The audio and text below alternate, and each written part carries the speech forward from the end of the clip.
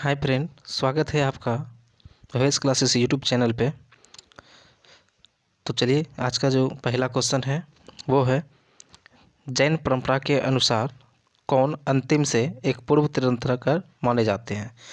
तो जैन परंपरा के बारे में बोल रहे हैं, जैन धर्म के बारे में। चलिए जैन धर्म के बारे में कुछ अच्छे टॉपिक जानते हैं कि आखिर ये क्या था। तो देखिए, जैन धर्म जो है इसके प्रथम जो संस्थापक थे प्रथम संस्थापक कहें या फिर प्रथम तीर्थंकर कहें, प्रथम तीर्थंकर कहें या फिर इसका संस्थापक कहें, तो इसका जो आंसर होगा वो क्या होगा, ऋषभदेव। क्या होगा, ऋषभदेव प्रथम तीर्थंकर या फिर प्रथम जो है कि इसका जो संस्थापक या फिर प्रथम तीर्थंकर जब भी बोले तो इसका जो आंसर जो होगा वो क्या होगा, ऋषभदेव। महावीर जो थे ये जैन धर्म के संस्थापक नहीं थे बल्कि ये अंतिम तीर्थंकर थे। जैन धर्म में कुल 24 तीर्थंकर हुए। जैन धर्म में कुल 24 तीर्थंकर हुए, जिसमें 24वें नंबर या फिर अंतिम आप बोल सकते हैं, अंतिम तीर्थंकर कौन थे, तो वो महावीर थे। ठीक है, तो आपसे पूछा जाएगा कि जैन धर्म में कुल कितने तीर्थंकर हुए, तो 24 तीर्थंकर हुए। ठीक है, तो चलिए यहाँ से, तो जैन धर्म का जो स्थापना यानी संस्थापक जो थे वो कौन थे, ऋषभदेव। कौन थे, ऋषभदेव थे। और ऋषभदेव संस्थापक भी थे और ये प्रथम तीर्थंकर भी थे। और इसका जो प्रतीक चिन्ह जो था तीर्थंकर, इसका ऋषभदेव का, इसका जो था वो क्या था, सांड था, सांड। ठीक है, और उसके बाद दूसरे जो तीर्थंकर थे वो थे अजितनाथ। दूसरे तीर्थंकर कौन थे, अजितनाथ थे। ठीक है, दूसरे तीर्थंकर कौन थे, अजितनाथ। इसका जो प्रतीक चिन्ह था वो था हाथी। उसके बाद तीसरे जो थे वो थे संभवदेव। कौन थे, संभवदेव। तीसरे जो तीर्थंकर थे वो कौन थे, संभवदेव। और इसका जो चिन्ह जो था, प्रतीक चिन्ह, वो क्या था, घोड़ा था। और 23वें नंबर के जो थे, 23वें नंबर के वो कौन थे, पार्श्वनाथ। कौन थे, पार्श्वनाथ थे। ठीक है, और इसका जो चिन्ह जो थे वो थे क्या, सर्प थे, सर्प यानी सांप। ठीक है, इसमें देखिए 23वें तीर्थंकर भी पूछा जाता है और सर्प भी पूछा जाता है कि इसका प्रतीक चिन्ह क्या था। तो यहाँ भी रेप है, यहाँ भी रेप है, तो दोनों पे ध्यान रखिएगा, आसानी से याद। और 24वें और अंतिम तीर्थंकर जो थे वो कौन थे, महावीर थे। कौन थे, महावीर स्वामी। कौन थे, महावीर स्वामी। इसका जो था प्रतीक चिन्ह वो क्या था, सिंह यानी शेर थे। ठीक है, चलिए यहाँ से क्लियर हो गया। तो आपसे पूछा जाए कि संस्थापक कौन थे, तो ऋषभदेव कहिएगा। और उसके बाद अंतिम तीर्थंकर कौन थे, तो महावीर स्वामी थे। और यहाँ पे देखिए क्वेश्चन था क्या कि जैन परंपरा से के अनुसार अंतिम से एक पूर्व, यानी अंतिम कौन हो गया, अंतिम हो गया महावीर स्वामी। और इससे एक पूर्व बोल रहा है, तो एक पूर्व कौन सा होगा, 23वें नंबर के। तो 23वें नंबर के कौन है, पार्श्वनाथ है। ठीक है, कौन है, 23वें नंबर के पार्श्वनाथ है। तो इस तरह से यहाँ पे बोल रहा है कि अंतिम से एक पूर्व तीर्थंकर माने जाते हैं। तो अंतिम तो था महावीर 24वें नंबर के, तो इससे पूर्व कौन आएगा, तो 23वां आएगा। और 23वें नंबर के कौन है, तो पार्श्वनाथ है। ठीक है, उसके बाद देखिए, उसके बाद ये ऋषभदेव संस्थापक हो गए, ये 23वें नंबर के तीर्थंकर हो गए, ये अंतिम तीर्थंकर हो गए महावीर। ठीक है, चलिए उसके बाद और भद्रबाहु जो थे इसके द्वारा एक रचना किया गया, किसका, कपिल वस्तु का। किसका, कपिल वस्तु का। इसमें जैन धर्म का प्राचीन जो है कि ग्रंथ के बारे में लिखा हुआ है। ठीक है ना, इसमें जो है कि जैन का जो प्रारंभिक जो इतिहास होता है उसके बारे में इसमें चर्चा किया गया है कपिल वस्तु में। अब कपिल वस्तु, सॉरी यहाँ पे कपिल वस्तु नहीं होगा, कल्पसूत्र कहिएगा। क्या कहिएगा, कल्पसूत्र कहिएगा, कल्पसूत्र। क्या कहिएगा, कल्पसूत्र। तो कल्पसूत्र की रचना कौन किया है, भद्रबाहु किए हैं। और कल्पसूत्र में किसका रचना किया गया, जैन धर्म के प्रारंभिक इतिहास के बारे में जो है कि वर्णन किया गया है। उसके बाद देखिए, महावीर से क्वेश्चन बहुत बनता है। इसका जन्म जो हुआ वो कब हुआ, 540 ईसा पूर्व में। ठीक है, और इसका मृत्यु कब हुआ, देखिए 540 ईसा पूर्व में इसका जन्म जो हुआ था वो वैशाली में हुआ था। कहाँ पे, वैशाली में। कहाँ पे हुआ था इसका जन्म, वैशाली में। और वैशाली जो है, वैशाली में प्रथम जो है कि बौद्ध भिक्षुणी संघ का भी स्थापना किया गया था वैशाली में। ठीक है, तो यहाँ से याद रखिएगा। और इसके बाद वैशाली से एक बनता है कि प्रथम गणतंत्रात्मक जो व्यवस्था जो था, ठीक है, विश्व में प्रथम गणतंत्रात्मक व्यवस्था जो था वो कहाँ था, तो वो भी कहाँ था, वैशाली में था। ठीक है, उसके बाद देखिए, और इसके बाद जो सवाल बनता है कि इसका मृत्यु कब हुआ था, तो 468 ईसा पूर्व में। देखिए यहाँ पे वैशाली रहेगा या फिर कुंडाग्राम रहेगा। ठीक है, दोनों रह सकता है, वैशाली कुंडाग्राम में ही है। ठीक है, देखिए दोनों रह सकता है, वैशाली या कुंडाग्राम, तो दोनों आप समझ जाइएगा। उसके बाद इसका मृत्यु जो हुआ था 468 ईसा पूर्व में। इसका मृत्यु 468 ईसा पूर्व में कहाँ पे? तो पावापुरी में। कहाँ पे? तो पावापुरी में। इसका मृत्यु 468 ईसा पूर्व में कहाँ पे? पावापुरी में। ठीक है, इसके माता का नाम क्या था? तो इसके महावीर के माता का नाम क्या था? तो त्रिशला था। क्या था इसके माता का नाम?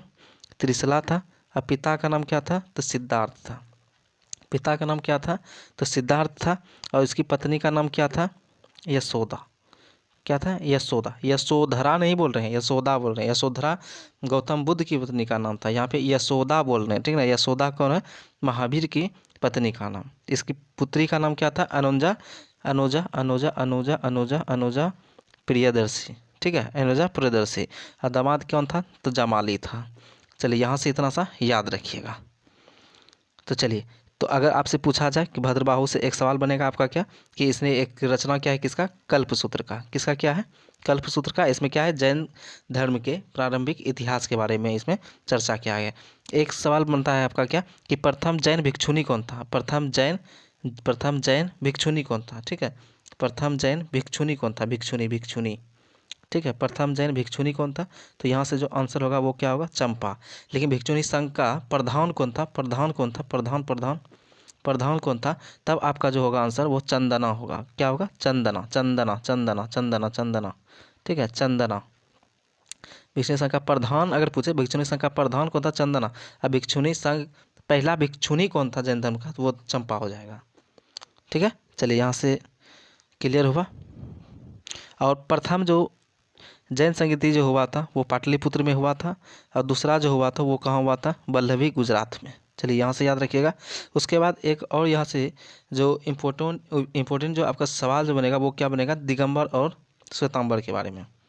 श्वेतांबर और दिगंबर के बारे में। दिगंबर। ठीक है, श्वेतांबर और दिगंबर के बारे में, इसके बारे में समझिए।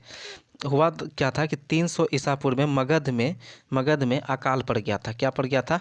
अकाल पड़ गया था। ठीक है, तो इसी दौरान क्या हुआ कि स्थूलभद्र कौन थे? स्थूलभद्र और भद्रबाहु।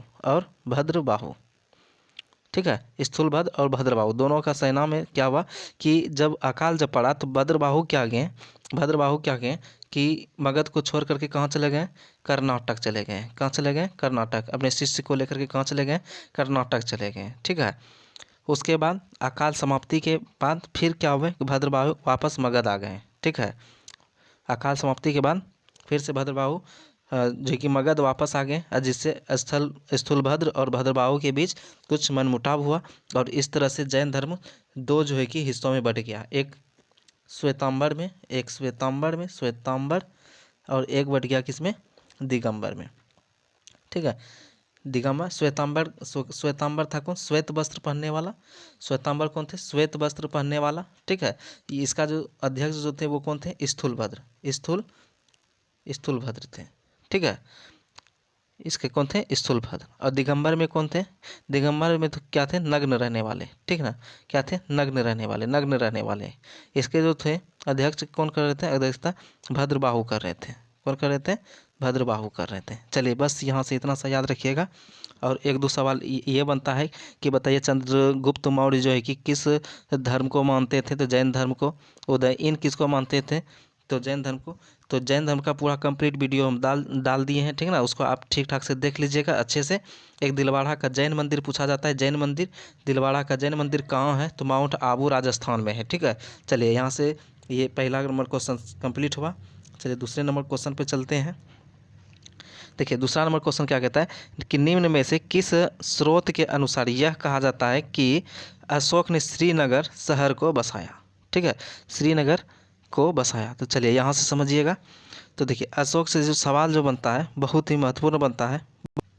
देखिए सबसे पहले तो श्रीनगर का जो स्थापना किया, श्रीनगर का देखिए क्वेश्चन में बोल दिया है श्रीनगर का स्थापना। ठीक है ना, अशोक ने श्रीनगर का शहर को बनाया था। ठीक है, तो श्रीनगर शहर को किसने बनाया था या किसने बसाया था? तो अशोक ने। पहला क्वेश्चन यहीं से क्लियर हो गया। ठीक है, उसके बाद देखिए तो श्रीनगर शहर को किसने बसाया? श्रीनगर शहर को किसने बसाया? तो अशोक ने। ठीक है, यहाँ से क्लियर हो गया एक पॉइंट। उसके बाद देखिए, अब समझिएगा कल्हन। कल्हन कल्हन के बारे में, कल्हन ने एक रचना किया था किसका?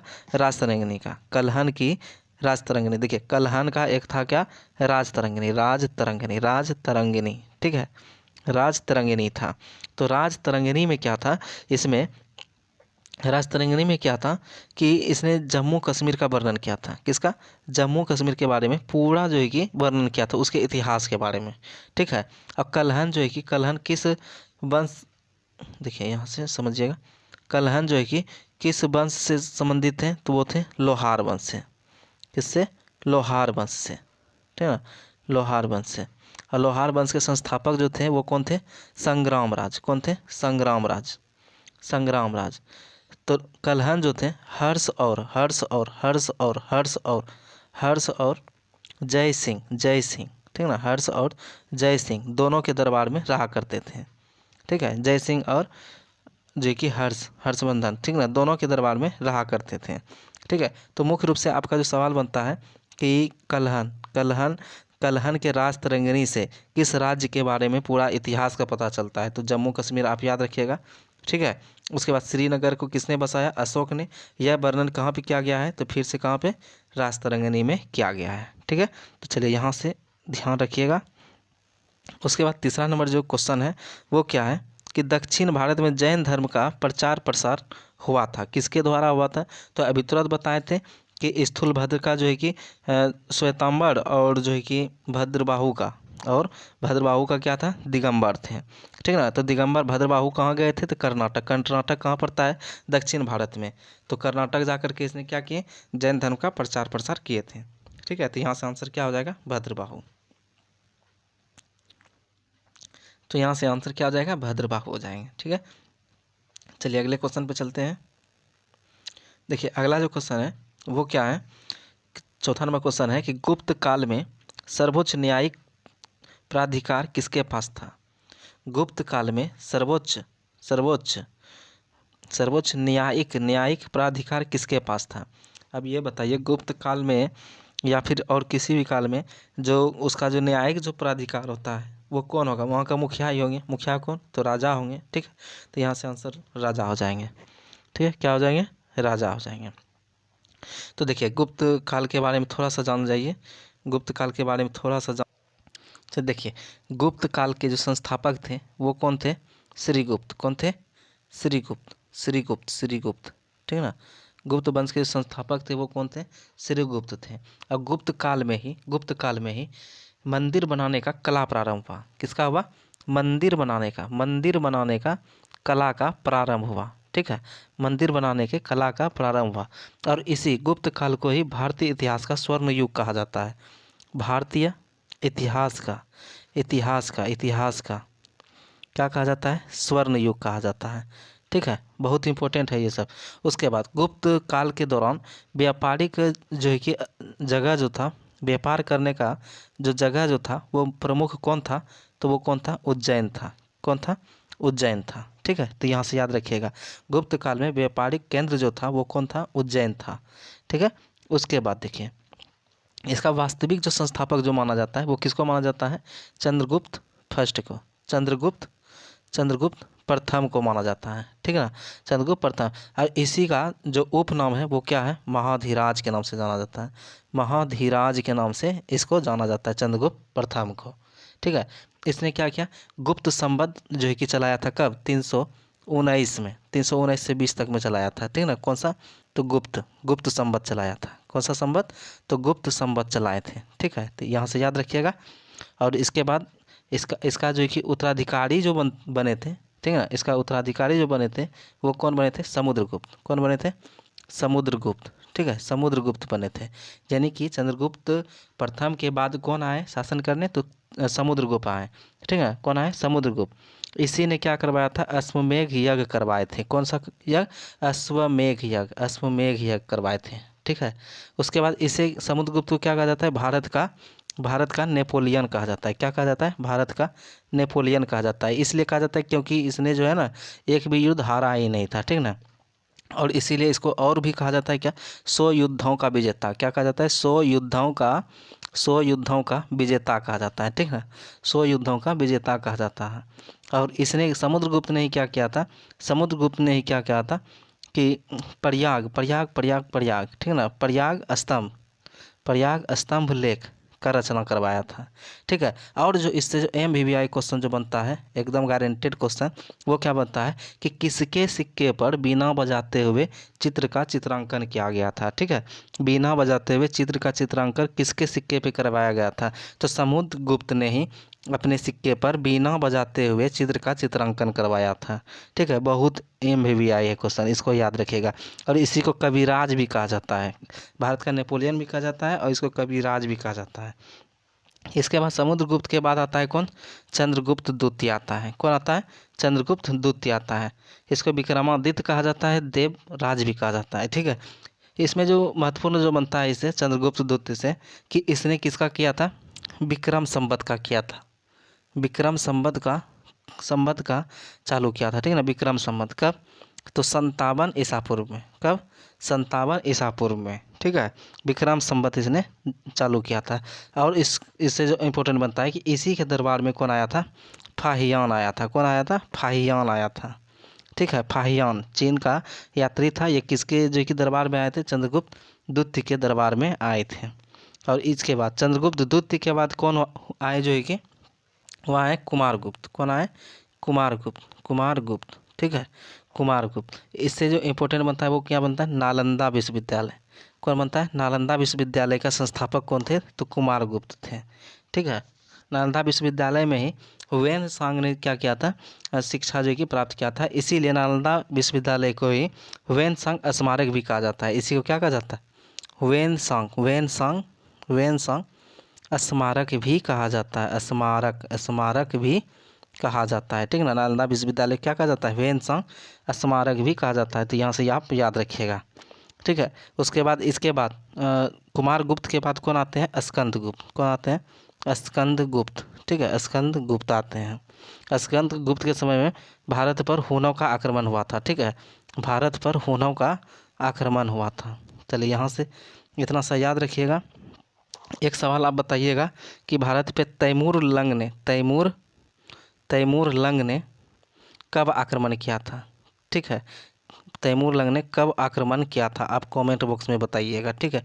भारत पे तैमूर लंग ने कब आक्रमण किया था, ये चीज़ आप बताइएगा कमेंट बॉक्स में। चलिए आगे बढ़ते हैं। तो देखिए यहाँ से जो आपका आंसर जो हो जाएगा वो क्या हो जाएगा, राजा हो जाएंगे, ठीक है। सर्वोच्च न्यायिक प्राधिकार किसके पास, तो राजा के पास था, ठीक है। चलिए आगे बढ़ते हैं। चलिए यहाँ से सवाल है क्या कि कृषि की शुरुआत संभवतः हुई, ठीक है, कृषि का शुरुआत जो हुआ संभवतः कब हुई, तो 7000 ईसा पूर्व के आसपास हुआ था, ठीक है, 7000 ईसा पूर्व के आसपास हुआ था। चलिए यहाँ से थोड़ा सा समझिएगा, ठीक है। देखिए क्या था यहाँ पे, एक पूछा जाता है नवपाषाण काल, ठीक है, नवपाषाण, ठीक है, नवपाषाण काल। तो नवपाषाण काल में ही क्या हुआ, पहिया का आविष्कार हुआ। किसका हुआ, पहिया का आविष्कार हुआ। और किसका हुआ, कृषि का आविष्कार हुआ।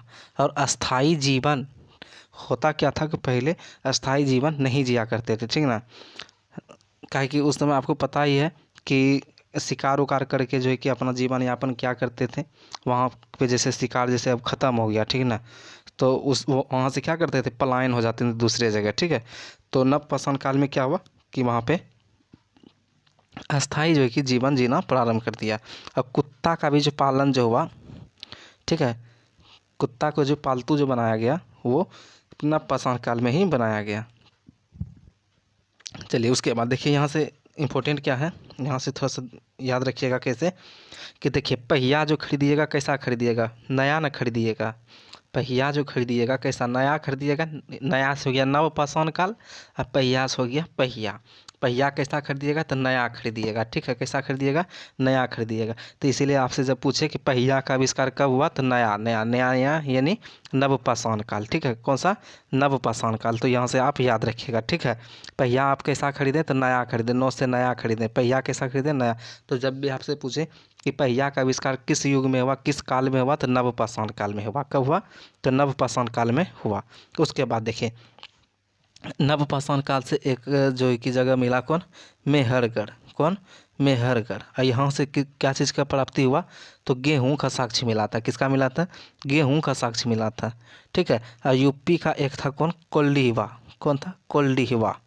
यहाँ से क्या मिला था, तो चावल का साक्ष्य मिला था। किसका साक्ष्य मिला था, तो चावल का साक्ष्य मिला था। ठीक है, चलिए यहाँ से इतना सा याद रखिएगा। उसके बाद आपसे एक पूछा जाता है क्या, कि जो है कि आग का आविष्कार, आग का आविष्कार कब हुआ था, आग का आविष्कार किस काल में हुआ, तो यहाँ से याद रखिएगा पूरा पाषाण काल में, पूरा पाषाण काल में। ठीक है, तो आग जब भी लगता है तो कैसा लगता है, पूरा पूरा लग जाता है एकदम से। ठीक है, आग कितना कैसा लगता है, आग पूरा पूरा लग जाता है। इसलिए याद रखिएगा कि आग का आविष्कार कब हुआ, पूरा, पूरा से पूरा पाषाण काल। ठीक है ना, पूरा पाषाण काल, आग से पूरा पाषाण काल। ठीक है, इतना सा याद रखिएगा। उसके बाद एक सवाल पूछा जाता है कि प्रथम भारतीय पाषाण कलाकृति कहाँ से प्राप्त हुआ है। ठीक है, लिखिएगा यहाँ पे, प्रथम भारतीय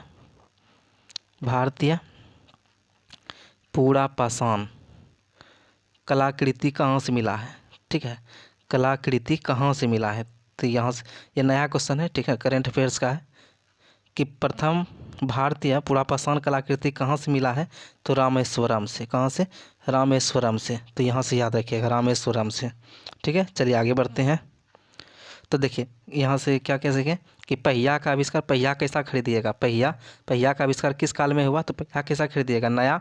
तो इसीलिए नया से कहिएगा नवपाषाण काल। कैसे, क्या कहिएगा, नवपाषाण काल। और उसके बाद आग का आविष्कार कब हुआ, आग का आविष्कार, तो आग जो लगता है कैसा लगता है, पूरा पूरा लग जाता है। ठीक ना, एकदम पूरा एकदम तहस नहस कर देता है। ठीक ना, पूरा पाषाण काल। इसीलिए यहाँ से आग जो लगेगा पूरा लगेगा, पहिया जो खरीदेगा नया, नया यानी नवपाषाण। आग जो लगेगा पूरा लगेगा यानी पूरा पाषाण काल। ठीक है, यहाँ से याद रखिएगा। चलिए आगे बढ़ते हैं। छठा नंबर सवाल, छठा नंबर सवाल क्या कह रहा है कि निम्न में से किस समकालीन ब्राह्मणवादी विश्वास में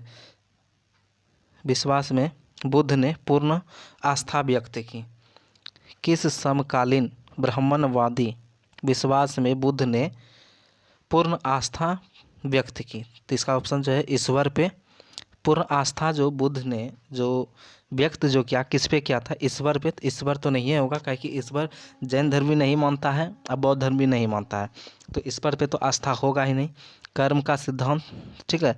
उसके बाद है आत्मा का रूपांतरण, उसके बाद है जीवन चक्र, वर्णाश्रम धर्म।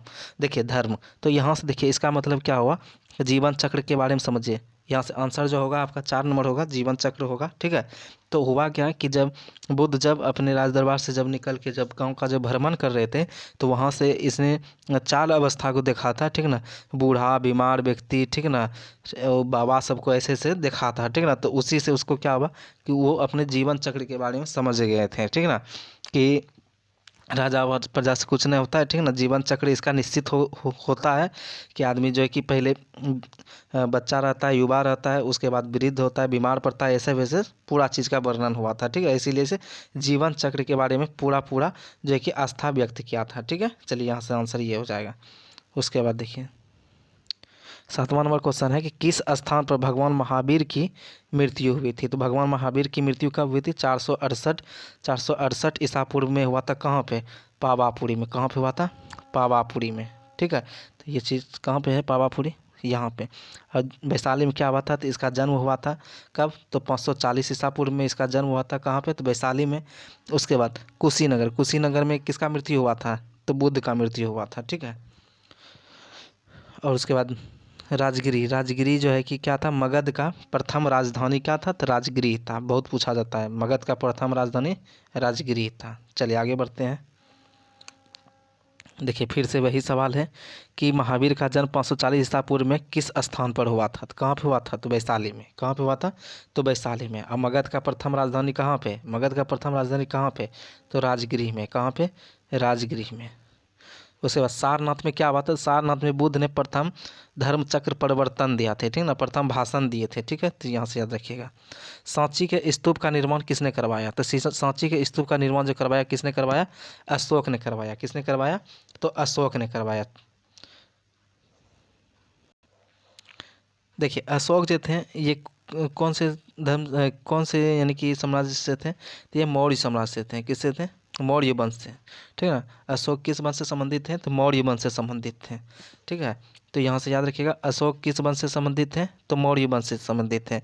अशोक ने किस, देखिए किस किस का जो है कि देखिए इसमें क्या कहा जाता है कि 84,000 जो है ना स्तूप हुआ करते थे। क्या हुआ करते थे? 84,000 स्तूप हुआ करते थे, जिसमें था कौन? सांची स्तूप। सांची स्तूप कहाँ पे?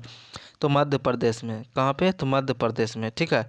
तो इसका जो स्थापना किया था, कौन किया था? इसका निर्माण कौन करवाया था? तो अशोक ने करवाया था। ठीक है।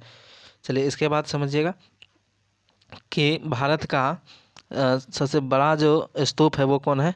केसरिया स्तूप, जो कि पूर्वी चंपारण में है। उसके बाद शांति स्तूप कहाँ पे है? शांति स्तूप।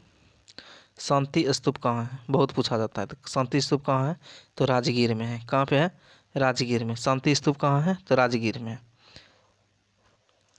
देखिए अशोक ने सांची स्तूप के साथ साथ सारनाथ स्तूप का भी जो है कि निर्माण करवाया था। सारनाथ स्तूप का भी, सारनाथ स्तूप का भी निर्माण करवाया था। ठीक है ना। सारनाथ और सांची स्तूप दोनों का निर्माण कौन करवाया था? तो अशोक करवाए थे। ठीक है ना। चलिए मौर्य वंश के बारे में थोड़ा सा जानते हैं। ठीक है। किसके बारे में? मौर्य वंश के बारे में थोड़ा सा जानते हैं, समझिएगा। देखिए मौर्य वंश है ना। मौर्य वंश के संस्थापक कौन थे? मौर्य वंश के संस्थापक कौन थे? तो चंद्रगुप्त मौर्य। कौन थे? चंद्रगुप्त मौर्य थे। ठीक है। चंद्रगुप्त, इसी ने सुदर्शन झील का जो है कि स्थापना करवाया था। इसी के दरबार में आया था कौन? मेघास्थनीज आए थे। कौन आए थे? मेघास्थनीज आए थे। चंद्रगुप्त मौर्य के दरबार में ही कौन आए थे? मेघास्थनीज। जो कि मेघास्थनीज ने भारत को जो है कि टोटल 7 भाग में जो है कि विभक्त करके इसका वर्णन किया था। ठीक है। अब मेगास्थनीज किसका जो है कि दूत था? तो वो था सेल्यूकस निकेटर का था। किसका था? सेल्यूकस निकेटर का। देखिए यहाँ से महत्वपूर्ण होता है कि मेगास्थनीज के द्वारा एक पुस्तक लिखा गया था जिसका नाम था क्या? इंडिका। क्या नाम था? इंडिका नाम था। क्या नाम था? इंडिका। इंडिका पुस्तक किसके द्वारा लिखा गया? तो मेगास्थनीज के द्वारा। मेगास्थनीज किसके दरबार में आया था? चंद्रगुप्त मौर्य के दरबार में। इंडिका में भारत को कितने भाग में विभाजित किया गया है? 7 भाग में। ठीक है। तो यहाँ से याद रखिएगा। इसके बाद देखिए, तो चंद्रगुप्त मौर्य इसके संस्थापक हो गए, चंद्रगुप्त मौर्य। ठीक है। इसके बाद चंद्रगुप्त मौर्य के बाद कौन आता है? बिंदुसार। कौन आता है? बिंदुसार। कौन आते हैं? बिंदुसार। अब बिंदुसार के दरबार में आया था कौन? डायमेकस। कौन आए थे? डायमेकस। कौन आए थे? डायमेकस आए थे। ठीक है। उसके बाद देखिए बिंदुसार का जो उत्तराधिकारी जो हुए, यानी कि बिंदुसार के बाद कौन आया? आ गए इसका कौन? अशोक आ गए थे। ठीक है। कौन आ गए थे? अशोक। तो आपसे पूछा जाएगा कि अशोक किसका उत्तराधिकारी था? तो किसका था? बिंदुसार के थे। किसके? बिंदुसार के। अशोक की माता का, देखिए इसके पिता का नाम था बिंदुसार। अशोक के पिता का नाम बिंदुसार, माता का नाम शुभद्रांगिनी था। ठीक है ना। शुभद्रांगिनी था। ठीक है। तो यहाँ से याद रखिएगा। उसके बाद समझिए, जब गद्दी पे बैठा था तो 8 वर्ष के बाद, ठीक है ना, गद्दी पे बैठने के 8 वर्ष के बाद, ठीक है, पहले तो सवाल ये पूछा जाता है कि अशोक जो है कि गद्दी पे बैठने से पहले कहाँ का राज्यपाल था? तो ये अवंती का राज्यपाल था। कहाँ का था? अवंती का राज्यपाल था। और अशोक जैसे ही मौर्य वंश के जो है कि चांसलर बने, तो इसने क्या किया था? 8 वर्ष के बाद इसने क्या किया था? 8 वर्ष, देखिए यहाँ पे ये 269 में बैठे, 269 ईसापुर में। ठीक है ना। 269 ईसापुर में बैठे। और 261 ईसापुर में आप जानते ही होंगे कि 261 ईसापुर में इसके द्वारा कलिंग का युद्ध लड़ा गया था। किसका? कलिंग का युद्ध लड़ा गया था। ठीक ना। तो कितने वर्ष के बाद? तो ये गद्दी पे बैठने के 8 वर्ष के बाद जो है कि कलिंग का युद्ध लड़े थे। और कलिंग युद्ध का वर्णन जो है इसके किस शिलालेख में है? तो 13वें शिलालेख में है। किस में है? 13वें शिलालेख में। तो 13वें शिलालेख में किसका वर्णन किया गया है? कलिंग युद्ध का वर्णन किया गया है। ठीक है। तो यहाँ से आप याद रखिएगा। और अशोक ने ही क्या किया था? अशोक ने जो है कि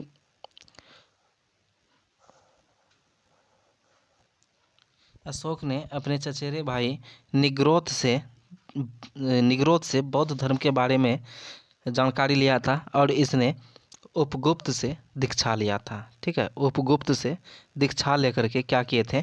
बौद्ध धर्म को अपना लिए थे। और इसी ने बौद्ध धर्म के उपचार के लिए अपने पुत्र महेंद्र और पुत्री संघमित्रा को, ठीक है ना, संघमित्रा को कहाँ पे भेजा था? तो श्रीलंका में भेजा था बौद्ध धर्म के प्रचार के लिए। ठीक है। किसके लिए? बौद्ध धर्म के प्रचार के लिए भेजा था। एक सवाल पूछा जाता है कि अभिलेख का जो कि प्रारंभ जो क्या, अभिलेख लिखने का प्रारंभ कौन किया? तो अशोक ने ही किया था। किसने? अशोक ने ही किया था अभिलेख लिखने का। अब पूछा जाता है कि अशोक का जो अभिलेख है, ठीक है ना, अशोक का जो अभिलेख है इसको सबसे पहले पढ़ा कौन था? ठीक है, तो 1837 ईस्वी में इसके अभिलेख को सर्वप्रथम जेम्स प्रिंसेस ने पढ़ा था। किसने पढ़ा था? जेम्स प्रिंसेस ने पढ़ा था। किसने पढ़ा था? जेम्स प्रिंसेस ने पढ़ा था। ठीक है, लेकिन इससे एक सवाल और बनता है, बिहार एसएससी सीजीएल 3 में आया था। ठीक है, बिहार एसएससी सीजीएल 3 में आया था कि अशोक के अभिलेख को 1837 में जेम्स प्रिंसेस ने पढ़ा था, लेकिन किस लिपि को पढ़ा था? तो इसका जो है कि अभिलेख जो है ब्राह्मी, खरोष्ठी, अरमाइक, इस 3-4 जो है कि लिपि में लिखा गया था। तो जेम्स प्रिंसेस ने जो सर्वप्रथम जो पढ़ा था वो किस लिपि को पढ़ा था? तो आपको याद होना चाहिए किसको? तो ब्राह्मी लिपि को पढ़ा था। किसको पढ़ा था? ब्राह्मी लिपि को पढ़ा था। ठीक है, किसको पढ़ा था? ब्राह्मी लिपि को पढ़ा था। तो यहाँ से याद रखिएगा आप। ठीक है, उसके बाद अशोक के टोटल जो शिलालेख जो हुए थे, पहले ये जानिए, वो तो अभिलेख था, शिलालेख के बारे में जानिए। शिलालेख, शिलालेख, शिलालेख, शिलालेख, शिलालेख का जो आविष्कार किया या खोजकर्ता कौन थे? तो ये थे पोर्टेद्री, पोर्टेद्री पेंथेलर, पेंथेलर, पेंथेलर, पेंथेलर, ठीक है ना, पोर्टेद्री पेंथेलर थे। ठीक है, और अशोक का जो टोटल जो कि कितने शिलालेख थे? तो 14 शिलालेख थे। कितने थे? 14 शिलालेख थे। ठीक है, और अभी तुरंत जाने थे कि कलहन के राज तरंगनी से, राज तरंगनी, तरंगिनी से, राज तरंगिनी से, ठीक है, क्या किस राज्य के इतिहास के बारे में पता चलता है? तो जम्मू कश्मीर। और इसी में राज तरंगिनी में ही बताया गया है कि अशोक ने किस शहर का स्थापना किया था? तो श्रीनगर का। किसका किया था? तो श्रीनगर शहर को बसाया था। ठीक है, किसको बसाया था? श्रीनगर शहर को बसाया था। चलिए बस यहाँ से इतना सा याद रखिएगा। चलिए आगे बढ़ते हैं। देखिए अगला सवाल है, देखिए अगला सवाल है, कबीर किसके शिष्य थे? ठीक है, कबीर किसके शिष्य थे? तो ये किसके शिष्य थे? तो रामानंद के। किसके शिष्य थे? तो रामानंद के शिष्य थे। तो रामानंद के शिष्य थे, एक तो कबीर थे। कौन थे? एक तो कबीर थे और एक थे कि रैदास थे। कौन थे? रैदास, रैदास। ठीक है ना, तो कबीर और रैदास दोनों के जो कि गुरु कौन थे? गुरु कौन थे? तो रामानंद थे। ठीक है, कौन थे? रामानंद थे। रामानंद किस भक्ति से थे? तो सगुण भक्ति से। किससे थे? सगुण भक्ति से। ठीक है, जबकि कबीर और रैदास दोनों जो थे ये किस भक्ति से थे? तो निर्गुण भक्ति से। किससे थे? निर्गुण भक्ति से। ठीक है, तो यहाँ से याद रखिएगा। और कबीर के द्वारा एक वाणी संग्रह जो है वो क्या है? बीजक है। ठीक है, तो आपसे डायरेक्ट पूछा जाता है कि बीजक किसके द्वारा लिखा गया है? तो वो कबीर के द्वारा लिखा गया है। बीजक किसके द्वारा लिखा गया है? तो वो कबीर के द्वारा लिखा गया है। ठीक है, उसके बाद देखिए रामानुज, रामानुज क्या थे? विशिष्टाद्वैत के, विशिष्टाद्वैत, इसके द्वारा कौन सा दर्शन लिखा गया था? विशिष्टाद्वैत, विशिष्टाद्वैतावाद। ठीक है ना, विशिष्टाद्वैतावाद लिखा गया था। और इसके बाद है आपका कौन? शंकराचार्य। देखिए शंकराचार्य का 108 मीटर ऊंचा जो है कि यानी कि 108 मीटर ऊंचा जो है कि इसका स्टेच्यू बनाया जा रहा है। कहाँ पे? तो मध्य प्रदेश में। याद रखिएगा, करेंट अफेयर्स है। ठीक है, 108 मीटर ऊंचा जो है कि इसका स्टेच्यू ऑफ विनेस, ठीक है ना, स्टेच्यू ऑफ विनेस है, इसका जो है कि स्थापना किया जा रहा है। कहाँ पे? मध्य प्रदेश में। करेंट अफेयर्स का सवाल है, इसको याद रखिएगा कि शंकराचार्य का 108 मीटर का ऊंची प्रतिमा कहाँ पे बनाया जा रहा है? तो कहाँ पे? तो मध्य प्रदेश में बनाया जा रहा है। और शंकराचार्य ने किसका जो है कि क्या था? अद्वैतवाद का। किसका? अद्वैतवाद का, अद्वैतवाद का जो है कि स्टार्ट किया है, अद्वैतवाद का। और गुरु नानक तो आप जानते ही हैं, गुरु नानक क्या थे? सिख धर्म के संस्थापक। किसके धर्म संस्थापक? सिख धर्म के संस्थापक कौन थे? गुरु नानक। लंगर और लंगर व्यवस्था को किसने चलाया था? तो गुरु नानक ने ही चलाया था। देखिए सिख धर्म से एक दो पॉइंट को याद रखिएगा। गुरु नानक ने लंगर व्यवस्था को चलाया था। ठीक है, इसके बाद जो आता है, इसके बाद आपका आता है कौन? देखिए सिख धर्म के संस्थापक गुरु नानक थे और इसी का शिष्य गुरु अंगद, गुरु अंगद जो है कि अगला सिख गुरु बनते हैं। ठीक है ना, अगला सिख गुरु बनते हैं। और इसी ने गुरुमुखी लिपि का आविष्कार किया था। मुखी लिपि बहुत इंपॉर्टेंट, ठीक है ना, कि गुरुमुखी लिपि का आविष्कार कौन किया था, ठीक है ना, कौन किया था, तो गुरु अंगद किए थे, ठीक है ना। और एक पूछा जाता है आदि ग्रंथ, आदि ग्रंथ, आदि ग्रंथ का संकलन किसने किया था, तो गुरु अर्जुन देव ने, किसने किया था, गुरु अर्जुन देव ने किया था, ठीक है ना, गुरु अर्जुन देव ने किया था। गुरु अर्जुन देव का हत्या जो है ना कौन करवाया था, तो जहांगीर करवाए थे, कौन करवाए थे, तो जहांगीर करवाए थे, गुरु अर्जुन देव का हत्या कौन करवाए थे, तो जहांगीर करवाए थे। उसके बाद देखिए एक आता है नौवें गुरु, ये देखिए अर्जुन देव जो थे पांचवें गुरु थे जिसका हत्या जहांगीर ने करवाया, और इसी ने अर्जुन देव ने किसका संकलन किया था, तो आदि ग्रंथ का। उसके बाद एक थे 9वें नंबर के जो किसी गुरु थे कौन, तेग बहादुर, तेग बहादुर, ठीक है ना, तेग बहादुर थे। इसका हत्या कौन करवाए थे, तो औरंगजेब करवाए थे, औरंगजेब करवाए थे, ठीक है, औरंगजेब करवाए थे। तेग बहादुर का हत्या कौन किए थे, किस मुगल बादशाह ने किया था, तो औरंगजेब ने किया था, जबकि अर्जुन देव का हत्या जहांगीर ने किया था, ठीक है। तो यहाँ से याद रखिएगा। तो उसके बाद 10वें गुरु जो थे वो कौन थे, गुरु गोविंद सिंह, कौन थे, गुरु गोविंद सिंह थे, गोविंद सिंह, गुरु गोविंद सिंह थे, ठीक है ना, गुरु गोविंद सिंह। इसने क्या किया था, इसने खालसा पंथ का स्थापना किया था, खालसा पंथ का स्थापना किया था, ठीक है ना। कब, तो 1699 ईस्वी में, ठीक ना, कब किए थे, 1699 ईस्वी में खालसा पंथ का स्थापना किए थे, ठीक है। उसके बाद देखिए एक थे इसमें गुरु थे आपका गुरु गुरु गुरु गुरु हरि किशन थे, हरि किशन, ठीक है ना, कौन थे, हरि किशन। ये एकमात्र ऐसे गुरु थे जिसका कि निधन जो है कि चेचक से हुआ था, किससे हुआ था, चेचक बीमारी से हुआ था। हरि किशन का जो मृत्यु हुआ था किससे हुआ था, चेचक से हुआ था। चलिए अगला जो क्वेश्चन है वो क्या है, अगला क्वेश्चन है कि पुरी में स्थित विश्व प्रसिद्ध जगन्नाथ मंदिर का निर्माण किसने करवाया था, ठीक है, जगन्नाथ मंदिर का आविष्कार किसने करवाया था, तो इसका जो हो जाएगा आपका आंसर अनंत बर्मन ने करवाए थे। कौन करवाए थे, अनंत बर्मन ने करवाए थे।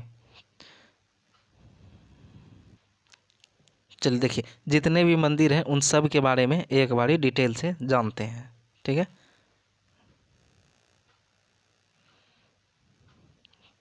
चलिए देखिए जगन्नाथ मंदिर का तो आविष्कार कौन, अनंत बर्मन, ये याद ही होंगे, गंग वंश के थे। उसके बाद आता है एक सूर्य का मंदिर, कौन, कोणार्क सूर्य का मंदिर, कोणार्क सूर्य मंदिर, जो कि कहाँ है, उड़ीसा में, कहाँ है, उड़ीसा में, कहाँ है, उड़ीसा में, ठीक है। कोणार्क सूर्य मंदिर कहाँ है, उड़ीसा में। कोणार्क सूर्य मंदिर कहाँ है, तो उड़ीसा में। कोणार्क सूर्य मंदिर कहाँ है, उड़ीसा में। इसी को क्या कहा जाता है, black pagoda, black black pagoda कहा जाता है, पैगोडा, ठीक है ना, ब्लैक पैगोडा कहा जाता है, ठीक है ना। तो कोणार्क सूर्य मंदिर कहाँ है, तो उड़ीसा में। इसको और किस नाम से जानते हैं, ब्लैक पैगोडा के नाम से, ठीक है।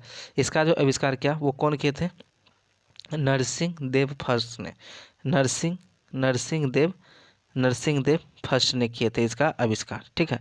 नरसिंह देव फर्स्ट ने इसका आविष्कार किए थे, जो कि ये भी किस वंश से थे, गंग वंश से ही थे, ठीक है, किस वंश से थे। तो देखिए अनंत बर्मन ने किसका खोज किया, जगन्नाथ मंदिर का किया था, जगन्नाथ मंदिर का, किसका, जगन्नाथ मंदिर का, भगवान कृष्ण से संबंधित है, ठीक है ना, भगवान कृष्ण के लिए संबंधित।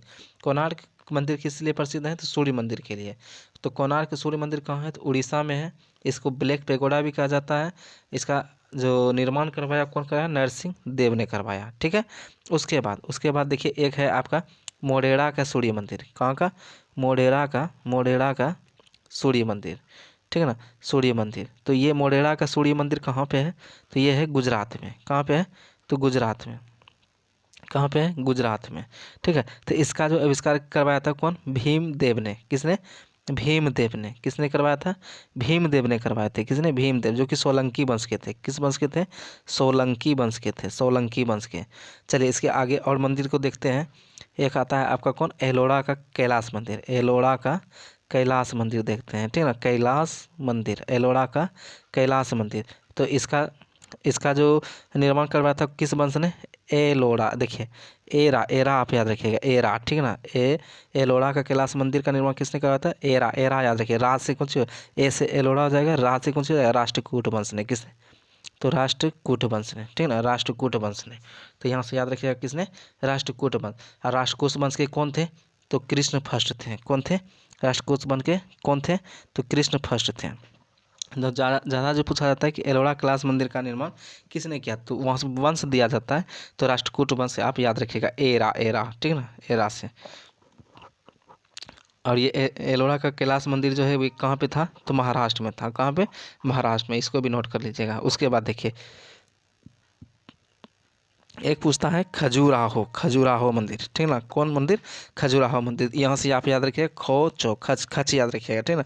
खो से खजुराहो हो जाएगा, चौ से चंदेल वंश हो जाएंगे। कौन हो जाएंगे, चंदेल वंश। कौन वंश, चंदेल वंश, ठीक ना। खजुराहो में जो एक मंदिर है कंदेरिया महादेव मंदिर, ठीक ना, कंदेरिया महादेव मंदिर है, कंदारिया महादेव मंदिर, कंदारिया महादेव मंदिर खजुराहो कहाँ पड़ता है, तो मध्य प्रदेश में। कहाँ पड़ता है, जबकि एलोरा मंदिर कहाँ पड़ता है, महाराष्ट्र में। एलोरा कहाँ पड़ता है, महाराष्ट्र में। एरा रा यानी कि राष्ट्रकूट वंश ने एलोरा कैलाश मंदिर का निर्माण करवाया। उसके बाद खजुराहो मंदिर जो कि अभी लिख रहे हैं किसका, इसको किसने स्थापित किया था, चंदेल वंश ने, ठीक ना, किसने, चंदेल वंश ने। और जो है कि ये कहाँ पड़ता है, तो मध्य प्रदेश में पड़ता है। कहाँ पे, मध्य प्रदेश। देखिए सवाल बनेगा आपसे कि खजुराहो के कंदारिया कंदारिया कंदारिया महादेव महादेव महादेव मंदिर को किस वंश ने बनवाया, तो चंदेल वंश ने। किसने, चंदेल वंश ने। उसके बाद देखिए एक बनेगा आपका विरूपाक्ष मंदिर, एक बनेगा कौन, विरूपाक्ष मंदिर। तो ये विरूपाक्ष मंदिर कहाँ पे है आपका, तो कर्नाटक में। कहाँ है, तो कर्नाटक में। यहाँ से ये चीज़ सिर्फ इसका लोकेशन पूछेगा, विरूपाक्ष मंदिर कहाँ है, तो कर्नाटक में, ठीक है। उसके बाद सौर मंदिर कहाँ है, सौर मंदिर, सौर मंदिर, सौर सौर मंदिर, ठीक है ना। सौर मंदिर कहाँ पे है, सौर मंदिर, ठीक है ना, सौर मंदिर, सौर मंदिर। तो यहाँ से आपसे बनेगा सौर मंदिर का जो कि निर्माण जो करवाया किस वंश ने करवाया, पल्लव वंश ने, ठीक ना, किस वंश ने करवाया, पल्लव वंश ने। चलिए यहाँ से इतना सा याद रखिएगा।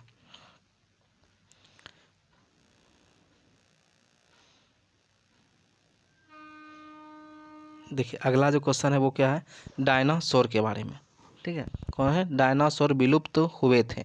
देखिए डायनासोर जो विलुप्त जो हुए थे, क्रिटेशियस युग में विलुप्त हुए थे, जबकि जुरासिक युग में ये जो कि डायनासोर थे, ठीक ना। डायनासोर जो है कि कब देखने के लिए मिला था, तो जुरासिक जुरासिक युग में जो है कि देखने के लिए मिला था। लेकिन आपसे पूछा जा रहा है कि विलुप्त कब हुआ था, तो कब, तो क्रिटेशियस है। डायनासोर का युग किसको कहा जाता है, तो जुरासिक युग कहिएगा, ठीक ना। डायनासोर का युग किसको कहा जाता है, तो जुरासिक युग कहिएगा, जुरासिक युग कहिएगा। लेकिन डायनासोर विलुप्त कब हुए, तब क्रिटेशियस युग कहिएगा, ठीक है। चलिए आगे बढ़ते हैं। देखिए यहाँ पे आपका किसके बारे में, ऋग्वेद के बारे में। तो चलिए ऋग्वेद के बारे में जानते हैं। देखिए ऋग्वेद जो है सबसे पुराना वेद है। इसमें क्या कह रहा है कि ऋग्वेद निम्न में से किस नदी का उल्लेख नहीं मिलता है, ठीक ना। तो ऋग्वेद में किस नदी का उल्लेख नहीं मिलता है, ये चीज़ पूछा जा रहा है। तो देखिए ऋग्वेद जो है सबसे प्राचीन वेद है। सबसे पहला तो क्वेश्चन यही बनेगा कि सबसे देखिए ये जो है सबसे प्राचीन वेद है, ठीक है। इसमें क्या है, 10 मंडल हैं। कौन है, 10 मंडल। तो 10 मंडल के बारे में थोड़ा सा जानते हैं। तीसरे मंडल में क्या है, तीसरे मंडल में क्या है, सूर्य देवता। किसके बारे में, सूर्य देवता, ठीक है ना। सावित्री माता के बारे में इसमें वर्णन किया गया, सावित्री माता के बारे में, ठीक है ना। गायत्री मंत्र जिसमें है, ठीक है ना, उसके बारे में चर्चा किया गया है। तीसरे में मंडल, तीसरे में क्या है, सूर्य देवता यानी सावित्री माता के बारे में है। उसके बाद सातवें में क्या है, सातवें मंडल में क्या है इसका, सातवें मंडल में क्या है, 10 राग युद्ध के बारे में, 10 राग युद्ध के बारे में वर्णन है, ठीक है ना। 10 राग युद्ध के बारे में वर्णन है, ठीक है ना। किस नदी पे हुआ था 10 राग युद्ध, तो रावी नदी पे हुआ था, ठीक है। उसके बाद आठवें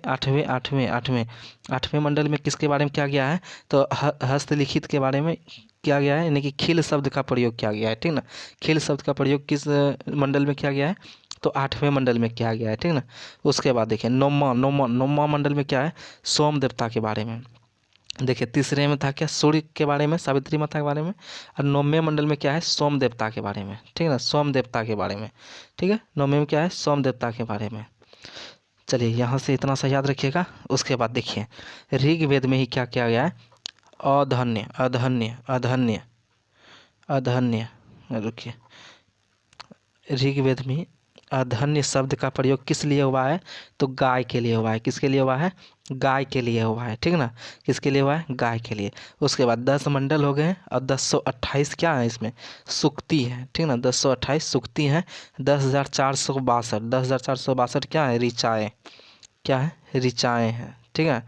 क्या है, ऋचाएँ हैं। उसके बाद देखिए इसमें सबसे सर्वाधिक जो नदी की जो है किस नदी का वर्णन हुआ है, सर्वाधिक बार किस नदी का वर्णन हुआ है, तो आप कहिएगा किसका, सिंधु का। सर्वाधिक बार जो किस नदी का प्रयोग हुआ है इसमें ऋग्वेद में, तो सिंधु नदी का हुआ है, ठीक ना।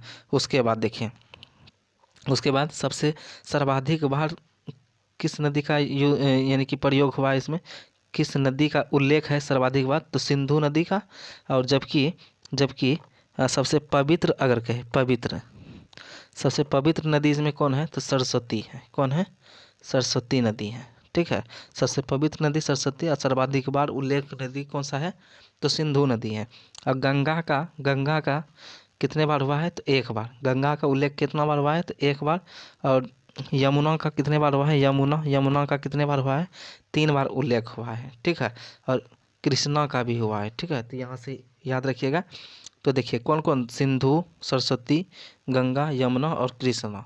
तो यहाँ से देखिए, यमुना, गंगा, सरस्वती, ये रावी नहीं होगा, ठीक है। किस नदी का उल्लेख नहीं है, तो रावी नदी का उल्लेख नहीं है। चलिए आगे बढ़ते हैं। देखिए अगला सवाल है वो क्या है कि निम्न में से अश्वमेध यज्ञ का आयोजन किसने करवाया था। देखिए अभी तुरंत ही बोले थे इस सवाल के बारे में कि अश्वमेध यज्ञ का आविष्कार यानी कि अश्वमेध यज्ञ किसने करवाया था, तो किसने करवाया था, समुद्रगुप्त ने करवाए थे, ठीक है। चलिए उसके बाद देखिए आगे बढ़ते हैं। तो समुद्रगुप्त के बारे में बता ही दिए हैं, ठीक है, कि समुद्रगुप्त के सिक्के पे बीना बजाते हुए जो कि चित्र का चित्रांकन किया गया है, ठीक ना। इसको भारत का नेपोलियन कहा जाता है। ये सारी चीज़ बता ही चुके हैं। चलिए आगे बढ़ते हैं। देखिए क्या है यहाँ पे सवाल है, 15 नंबर सवाल है कि वेन सांग ने भारत भ्रमण किया था चंद्रगुप्त मौर्य के शासनकाल में। देखिए चंद्रगुप्त के शासनकाल में, हर्ष के शासनकाल में, अशोक के शासनकाल में, कनिष्क के यानी किसके शासनकाल में ह्वेनसांग आए थे। चलिए चलिए सारे को एक बार देखते हैं किसके दरबार में कौन कौन आए थे, ठीक है। एक बार में पूरा डिटेल से देख लेते हैं। चलिए इसके बाद देखिए, चलिए यहाँ से स्टार्ट करते हैं किसके दरबार में कौन कौन आए थे। देखिए डायमेकस अभी तुरंत बताए थे कि डायमेकस जो आए थे किसके दरबार में, तो बिंदुसार के दरबार में। किसके दरबार में, तो बिंदुसार के दरबार में आए थे डायमेकस, ठीक है। उसके बाद मेगास्थनीज के बारे में बता दिए थे। मेगास्थनीज मेगास्थनीज किसके दरबार में आए थे, तो चंद्रगुप्त मौर्य के दरबार में। चंद्रगुप्त मौर्य के दरबार में आए थे, ठीक है। चंद्रगुप्त मौर्य के दरबार में आए थे कौन, मेगास्थनीज आए थे, जिसने कौन सा पुस्तक लिखा था, इंडिका पुस्तक। उसके बाद फाहियान जो आए थे, फाहियान जो आए थे ये किसके दरबार में, तो चंद्रगुप्त द्वितीय के दरबार में। चंद्रगुप्त द्वितीय के दरबार में आए थे, ठीक है ना। चंद्रगुप्त द्वितीय के दरबार में आए थे। और अलबरूनी, ठीक है ना। किताब उल हिंद इसके द्वारा लिखा गया है, अलबरूनी के द्वारा किताब उल हिंद, ठीक है, इसके द्वारा लिखा गया है। तो अलबरूनी के द्वारा जो अलबरूनी जो आया था किसके दरबार में, किसके साथ आया था, ठीक ना। तो ये आया था किसके साथ, तो गजनी महमूद गजनी के साथ आया था। गजनी महमूद गजनी के साथ आए थे, ठीक ना। उसके बाद देखिए, उसके बाद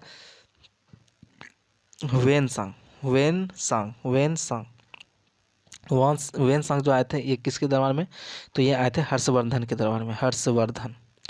हर्षवर्धन के दरबार में, ठीक है ना। और इसने कहाँ पे शिक्षा जो कि प्राप्त किया, तो नालंदा विश्वविद्यालय में। कहाँ पे अध्ययन किया था वेनसांग ने, नालंदा विश्वविद्यालय। इसीलिए नालंदा विश्वविद्यालय क्या कहा जाता है, वेनसांग स्मारक कहा जाता है। क्या कहा जाता है, वेनसांग स्मारक। तो देखिए नालंदा विश्वविद्यालय। तो नालंदा विश्वविद्यालय का स्थापना कौन, तो कुमारगुप्त ने, ठीक है ना। ह्वेनसांग ने जो अध्ययन किया कहाँ पे, तो नालंदा विश्वविद्यालय में ही किया था, ठीक है। और इसके बाद इसीलिए इसको नालंदा विश्वविद्यालय का और दूसरे नाम से क्या जानते हैं, वेनसांग स्मारक कहा जाता है। क्या कहा जाता है, वेनसांग स्मारक। वेनसांग को और जो है इसको यात्रियों में राजकुमार कहा जाता है, नीतियों का पंडित भी कहा जाता है, और शाक्य मुनि भी कहा जाता है, ठीक है। उसके बाद देखिए अगला सवाल, देखिए एक और सवाल इससे बनता है किसका, इब्न बतूता के बारे में। इब्न बतूता, ठीक है। इब्न बतूता जो है कि ये मोहम्मद बिन तुगलक के दरबार में आए थे। मोहम्मद बिन तुगलक के समय में आए थे। तुगलक तुगलक तुगलक मोहम्मद बिन तुगलक के समय में आए थे। और इसने एक लिखा था पुस्तक, क्या, रेहला, रेहला नामक पुस्तक लिखा था। सवाल यहाँ से MBBI बनता है सवाल स्टार वाला, वो क्या, कि इब्न बतूता कहाँ से आया था। तो कहाँ से आया था, तो मोरक्को से। कहाँ से आया था, तो मोरक्को से आया था। बहुत इंपॉर्टेंट, ठीक है। इब्न बतूता कहाँ से आया था, कहाँ का यात्री था, तो मोरक्को का यात्री था, ठीक है ना। इसके द्वारा पुस्तक कौन सा लिखा गया है, रेहला नामक पुस्तक। रेहला नामक पुस्तक में मोहम्मद बिन कासिम के, जो कि 712 ईस्वी में जो इस ईसा पूर्व में जो आक्रमण किया था भारत पे, पहला आक्रमण मोहम्मद बिन कासिम, उसके बारे में जो है कि चर्चा किया गया है। चलिए यहाँ से अब जो है कि यहाँ पे आंसर देख लीजिए क्या होगा। तो देखिए, चंद्रगुप्त द्वितीय के दरबार में कौन आया था, चंद्रगुप्त द्वितीय के दरबार में फाहियान आए थे। उसके बाद हर्ष, हर्ष यानी हर्षवर्धन, इसके दरबार में कौन, ह्वेनसांग। और यहाँ पे अशोक है, उसके बाद है कनिष्क। चलिए आगे बढ़ते हैं। राजस्थान में स्थित पर्वतीय स्थल माउंट आबू प्रसिद्ध है किस लिए, तो अभी तुरंत बताए थे। दिलवाड़ा का जैन मंदिर कहाँ है, तो माउंट आबू में, जो कि कहाँ पड़ता है, तो राजस्थान। तो जैन मंदिर देख लीजिए कहाँ है, यहाँ पे। चलिए यहाँ से आंसर हो गया। उसके बाद 17 नंबर देखिए क्या है।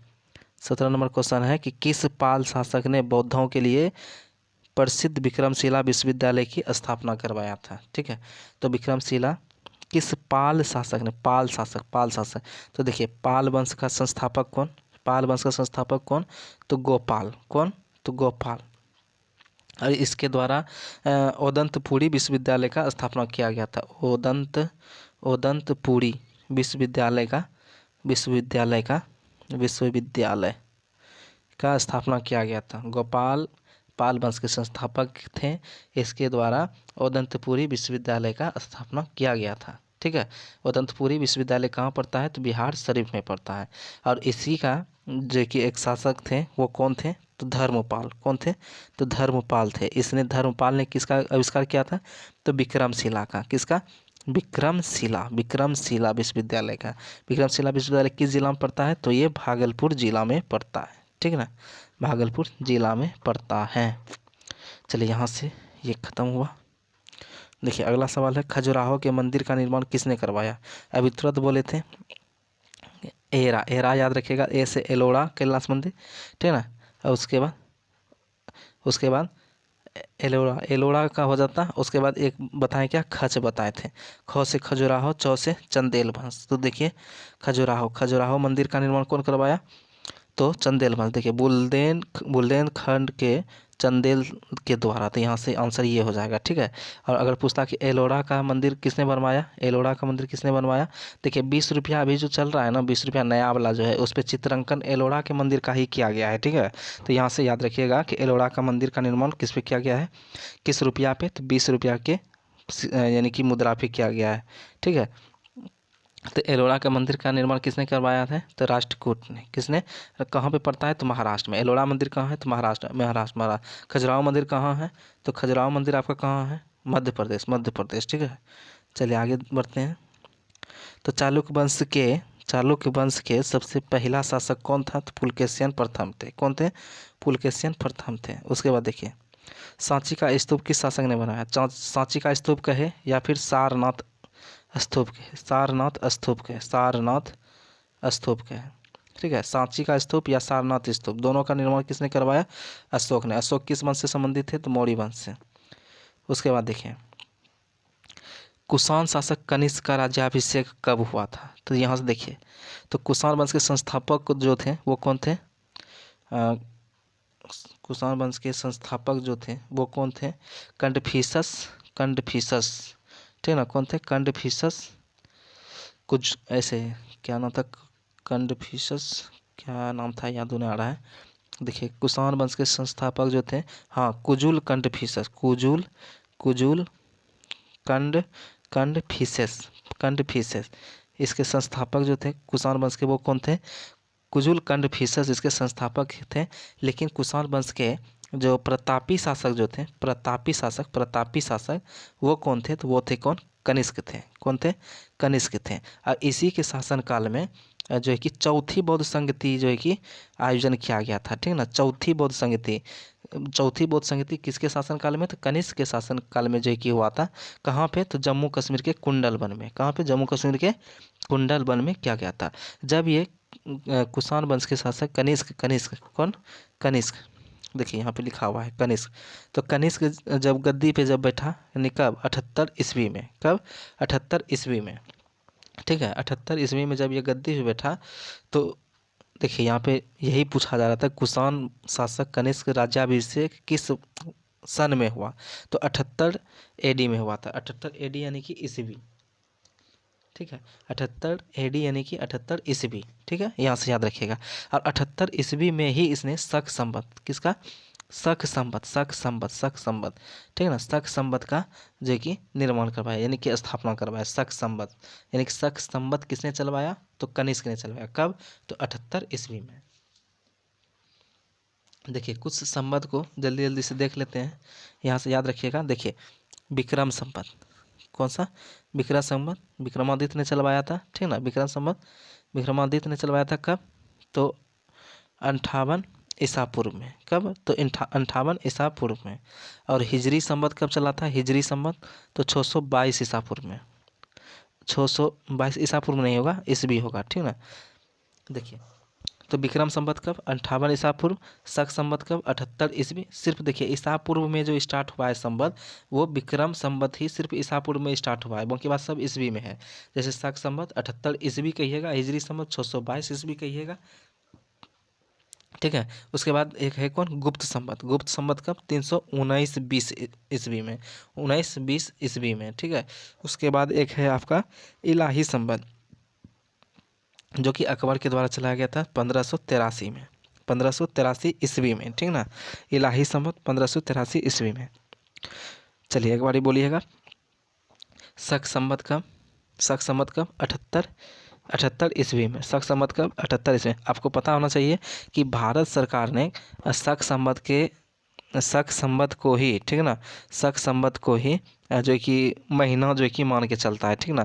जैसे शक संवत में आ जाता है कौन, चैत, बैसाख, जेठ, आषाढ़, ठीक ना, ये सब कैलेंडर आता है। तो शक संवत के आधार पे ही कैलेंडर का निर्माण होता है, तो इसी को जो है कि भारत सरकार मानता है। लेकिन आपसे पूछेगा कि शक संवत को भारत सरकार के द्वारा कब अपनाया गया, तब आप कहिएगा क्या कि 22 मार्च, 22 मार्च, 22 मार्च कब, 22 मार्च 1957 को अपनाया गया था शक संवत को, ठीक है।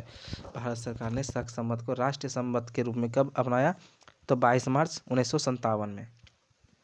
और आपको याद होगा कि 22 मार्च को बिहार दिवस भी मनाया जाता है और जल दिवस भी मनाया जाता है, ठीक है। चलिए आगे बढ़ते हैं। देखिए अगला सवाल है कि बुद्ध के उपदेश किससे संबंधित हैं, ठीक है, बुद्ध के उपदेश किससे संबंधित हैं। तो यहाँ से जो आपका आंसर जो होगा वो क्या होगा कि आचरण की शुद्धता व पवित्रता से, आचरण की शुद्धता व पवित्रता से। चलिए आगे बढ़ते हैं। देखिए सवाल है कि सिंधु सभ्यता के बारे में निम्न में से कौन सा कथन असत्य है। तो देखिए पहला है कि नगरों में नालियों की सुदृढ़ व्यवस्था थी, हाँ ढका हुआ नाली भी था वहाँ पे। उसके व्यापार एवं वाणिज्यिक उन्नत दशा में था, ये भी ठीक है। उसके बाद मातृ देवी की उपासना क्या करते थे, ये भी ठीक है। लोग लोहे से परिचित वहाँ पे नहीं थे, वहाँ पे परिचित किससे थे, कांसा से, कांस्य से, इसीलिए कांस्य युग भी इसको कहा जाता है, ठीक ना।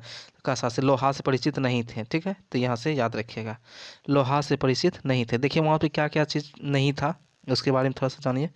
देखिए वहाँ पे आपका जो है कि एक तो लोहा नहीं मिला था, ठीक है, और एक जो है कि आपका मंदिर भी नहीं मिला था, मंदिर का साक्ष्य भी नहीं मिला था, गाय का साक्ष्य भी नहीं मिला था, और तलवार का साक्ष्य भी नहीं मिला था। ये सारे चीज़ नहीं मिले थे, ठीक है, ये सारे चीज़ नहीं मिले थे, लोहा भी नहीं मिला था, मंदिर भी नहीं, और उसके बाद गाय भी वहाँ पे उल्लेख नहीं मिला था, साक्ष्य नहीं मिला था, ठीक है, तलवार का भी साक्ष्य नहीं मिला था। चलिए आगे बढ़ते हैं। देखिए नव नालंदा, नालंदा महाविहार किसके लिए विख्यात है। तो अभी तुरंत बता रहे थे किसके लिए है, वेनसांग स्मारक, वेनसांग स्मारक। उसके बाद देखिए यह उसके बाद है कि बौद्ध गया में बौद्धि वृक्ष अपने वंश की इस पीढ़ी का है, तो किस पीढ़ी का है, चौथी पीढ़ी का, इसको याद रख लीजिएगा, ठीक है। उसके बाद देखिए ईसा पूर्व 6ठी शताब्दी में विश्व की प्रथम गणतंत्रात्मक व्यवस्था कहाँ थी? अभी तुरंत बताए थे। विश्व की प्रथम गणतंत्रात्मक व्यवस्था जो था वो कहाँ था? वैशाली में। अब वैशाली में ही महावीर का क्या हुआ था? महावीर का जो है कि जन्म हुआ था। महावीर का जन्म हुआ था, महावीर स्वामी का जन्म हुआ था। जैन धर्म के 24वें अंतिम तीर्थंकर कौन थे? महावीर थे। ठीक है, कौन थे? महावीर थे। जो कि इसका जन्म कब हुआ था? 540 ईसा पूर्व में हुए थे। कहाँ पे? तो वैशाली में। अब मृत्यु कब? तो 468 ईसा पूर्व में। कहाँ पे? तो पावापुरी में। कहाँ पे? तो पावापुरी में। चलिए आगे बढ़ते हैं। देखिए यहाँ से थोड़ा सा याद रखिएगा, यहाँ से पटना से एक पूछा जाता है कि पटना जैन पटना से एक सवाल बनता है क्या, कि पटना उच्च न्यायालय का स्थापना कब हुआ था? तो 1916 में। पटना उच्च न्यायालय की स्थापना 1916 में। ठीक है, पटना उच्च न्यायालय की स्थापना कब हुआ था? 1916 में। और पटना का संस्थापक कौन था? तो उदयीन थे। कौन थे? उदयीन थे। ठीक है, पटना का संस्थापक कौन था? उदयीन था। अब पटना को जो है कि कुसुमपुर और पाटलिपुत्र के नाम से भी जाना जाता है। पटना उच्च न्यायालय का स्थापना कब? 1916 में। और जो है कि एक साल के बाद पटना विश्वविद्यालय का भी स्थापना हुआ था। कब? 1917 में। एक साल के बाद हुआ था। उच्च न्यायालय की स्थापना के एक साल के बाद हुआ था पटना विश्वविद्यालय का स्थापना हुआ था। कब? 1917 में। जबकि पटना उच्च न्यायालय की स्थापना कब? 1916 में। पटना उच्च न्यायालय की स्थापना 1916 में। पटना जो कि विश्वविद्यालय की स्थापना 1917 में। गोलघर का स्थापना कब? तो 1786 ईस्वी में। 1786 ईस्वी में गोलघर का स्थापना 1786 ईस्वी में। चलिए इसके बाद बौद्ध मत का सबसे प्राचीन स्तूप कौन सा है? ठीक है ना, पूछा जाता है कि बौद्ध मत का सबसे प्राचीन स्तूप कौन सा है? तो यहाँ से जो आपका जो आंसर होने वाला है वो क्या होने वाला है? तो सारनाथ यहाँ से सही हो जाएगा। ठीक है, बौद्ध मत का सबसे प्राचीन स्तूप कौन सा है? तो सारनाथ है। चलिए इसके बाद उसके बाद है कि भारतीय संस्कृति का स्वर्ण युग कहा जाता है। राजपूत काल को देखिए अभी तुरंत बताए थे गुप्त काल में, अभी तुरंत बताए थे। आप थोड़ा पाछे जा करके गुप्त काल के बारे में देख लीजिएगा, वहाँ भी बताएं कि भारतीय मंदिर का भी जो है कि मंदिर निर्माण का कला भी जो है कि गुप्त काल में ही प्रारंभ हुआ था। अब भारतीय संस्कृति का स्वर्ण युग भी जो है कि किसको कहा जाता है? तो गुप्त काल को ही कहा जाता है। आंसर बी नंबर सही हो जाएगा। चलिए इसके बाद देखिए कोणार्क मंदिर के देवता कौन है? तो कोणार्क मंदिर के देवता कौन है? तो कृष्ण है। ओह सॉरी, यहाँ से देखिए कोणार्क क्या है? कोणार्क सूर्य मंदिर है। क्या है? कोणार्क कौन सा मंदिर है? तो सूर्य मंदिर है। कोणार्क कौन सा मंदिर है? तो सूर्य मंदिर है, जिसका निर्माण कौन करवाया था? गंगवंश के नरसिंह देव प्रथम ने करवाया था। कोणार्क सूर्य मंदिर, जिसको कि क्या कहा जाता है? ब्लैक पेगोडा कहा जाता है। ब्लैक पेगोडा के नाम से, पेगोडा के नाम से जाना जाता है। ठीक है ना, ब्लैक पेगोडा कहाँ पे है? तो उड़ीसा में। कोणार्क मंदिर कहाँ है? उड़ीसा में है। ठीक है, यहाँ से सूर्य हो जाएंगे। कौन हो जाएंगे? सूर्य। कृष्ण है किसके लिए? जगन्नाथ मंदिर के लिए, जो कि अनंत वर्मन ने स्थापना करवाया था जगन्नाथ मंदिर का उड़ीसा में। चलिए आगे बढ़ते हैं। चलिए एक देखिए एक सवाल और यहाँ से बनेगा, एक सवाल और बनेगा। क्या? कहाँ था? यहाँ पे देखिए ब्रह्मा जी का एकमात्र जो है कि मंदिर कहाँ पे है? पुष्कर में है। कहाँ पे है? पुष्कर में है। ठीक है ना, राजस्थान में। चलिए आगे बढ़ते हैं। देखिए भारत सरकार द्वारा प्रयोग में आने वाला शक संबंध किसने प्रारंभ किया? तो किसने करा? तो कनिष्क ने किया था। कब? तो 78 ईस्वी में। कब किए थे? 78 ईस्वी में। अब भारत सरकार द्वारा कब अपनाया गया था? तो 22 मार्च कब? 1957 में। 22 मार्च 1957 में अपनाया गया था। उसके बाद हर्षवर्धन के शासनकाल में भारत में कौन आया था? तो ह्वेनसांग आए थे। ठीक है, फाहियान चंद्रगुप्त द्वितीय के दरबार में आए थे। भारत में रेलगाड़ी जो है कि कौन चलाए थे? किसके समय में चला था? तो डलहौजी के समय में चला था। सारनाथ में किस सम्राट का स्तंभ है? देखिए सांची का स्तंभ, या फिर सांची का स्तंभ लेख, या फिर सारनाथ का स्तंभ लेख, दोनों कौन निर्माण करवाया? अशोक ने। इसीलिए सारनाथ में किस सम्राट का स्तंभ लेख है? तो अशोक का। देखिए प्रसिद्ध खजुराहो की गुफाएं स्थित हैं।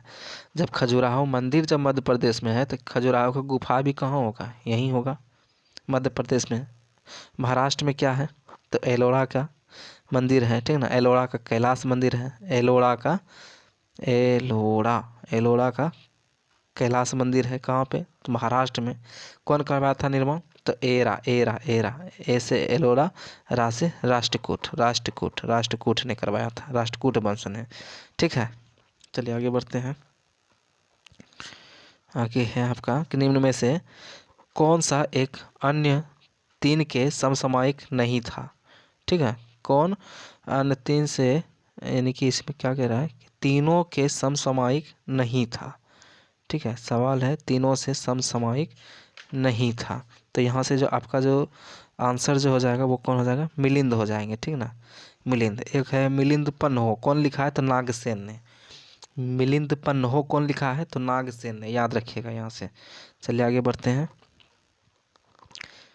अगला सवाल है वो क्या है, निम्नलिखित चार वेदों में से किस एक में जादुई माया और वशीकरण का वर्णन किया गया है, ठीक है। तो चलिए देखिए, तो यहाँ से ऋग्वेद के बारे में पहले ही जान गए कि इसमें कितने ये तो सबसे प्राचीन जो है कि वेद हैं, 10 मंडल हैं, ठीक है। कितने मंडल हैं, 10 मंडल हैं। और तीसरे मंडल में किसके बारे में कहा गया है, तो तीसरे मंडल में सूर्य देवता सावित्री माता के बारे में कहा गया है। 7वें मंडल में क्या है, दशरथ युद्ध का वर्णन जो कि रावी नदी पे हुआ था उसके बारे में है। 8वें मंडल में क्या है, खिल शब्द का प्रयोग हुआ है, ठीक है। और 9वें मंडल में क्या है, सोम देवता के बारे में कहा गया है।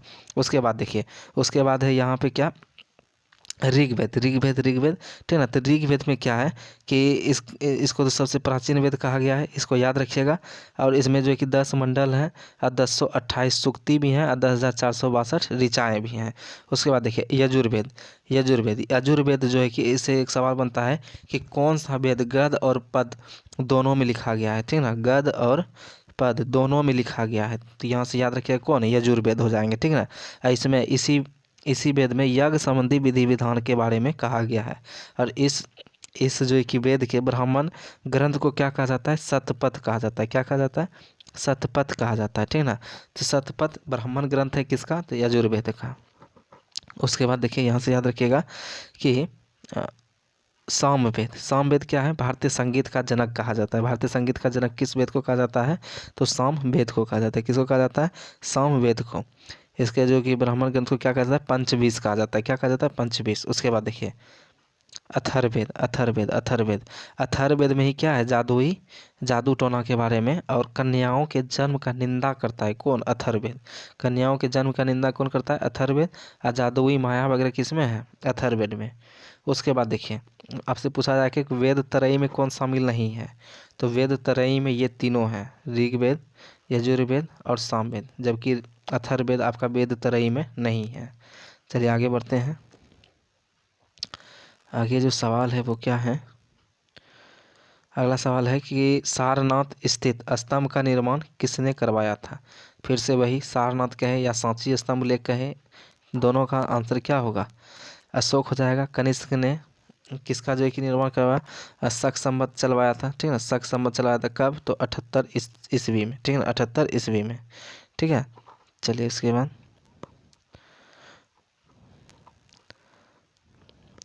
सर्वप्राचीन विधि ग्रंथ कौन सा है, सर्वप्राचीन विधि ग्रंथ कौन सा है, तो यहाँ से आंसर जो होगा वो क्या होगा, मनुस्मृति हो जाएंगे। मनुस्मृति किससे संबंधित है, तो आप यहाँ से याद रखिएगा किससे संबंधित है, कानून से पूछा जाता है, ठीक है ना। मनुस्मृति किससे संबंधित है, कानून से। उसके बाद देखिए गुप्त संवत कब चला, तो देखिए आपको बताए थे गुप्त संवत के बारे में, देखिए यहाँ से बताए थे आपको। तो देखिए यहाँ से लिखिएगा, गुप्त संवत 319 से 320 में चलाया गया था गुप्त संवत। उसके बाद इलाही संवत 1583 ईस्वी में, गुप्त संवत 1583 ईस्वी में चला था, ईस्वी में गुप्त संवत। और 78 ईस्वी में शक संवत, 78 ईस्वी में शक संवत चला था, जबकि 58 ईसा पूर्व में क्या चला था, 58 ईसा पूर्व में विक्रम संवत चला था, ठीक है ना। विक्रम संवत, सिर्फ विक्रम संवत ही ईसा पूर्व में चला है, बाकी बात सब ईस्वी में चला है, ठीक है। गुप्त संवत कब, 319 ईस्वी में। 78 ईस्वी में कौन, तो शक संवत, ठीक है। भारत सरकार द्वारा कब अपनाया गया, 22 मार्च 1957 में। इलाही संवत कब, 1583 में। इलाही संवत कब, 1583 ईस्वी में, ठीक है। चलिए यहाँ से याद रखिएगा। चलिए आगे बढ़ते हैं। तो गुप्त वंश का संस्थापक पूछा जा रहा है, तो गुप्त वंश का संस्थापक कौन था? अभी तो बताए थे कौन था, तो श्रीगुप्त था। ठीक है, कौन था? श्रीगुप्त। समुद्रगुप्त के बारे में एक सवाल था क्या, कि समुद्रगुप्त के सिक्के पर ही, समुद्रगुप्त के सिक्के पर ही क्या था, बीना बजाते हुए चित्र का चित्रांकन किया गया है। और समुद्रगुप्त को ही क्या कहा जाता है, भारत का नेपोलियन कहा जाता है, या कविराज भी कहा जाता है। और इसके द्वारा प्रयाग स्तंभ लेख भी लिखा गया है। ठीक है ना, प्रयाग स्तंभ लेख किसके द्वारा लिखा गया है? प्रयाग स्तंभ लेख किसके द्वारा लिखा गया है? सांची और सारनाथ कहे ना तब अशोक हो जाएगा, लेकिन प्रयाग स्तंभ लेख कहेगा तब समुद्रगुप्त मारिएगा। ठीक है, उसके बाद चंद्रगुप्त द्वितीय के दरबार में कौन आया था? चंद्रगुप्त द्वितीय के दरबार में कौन आया था?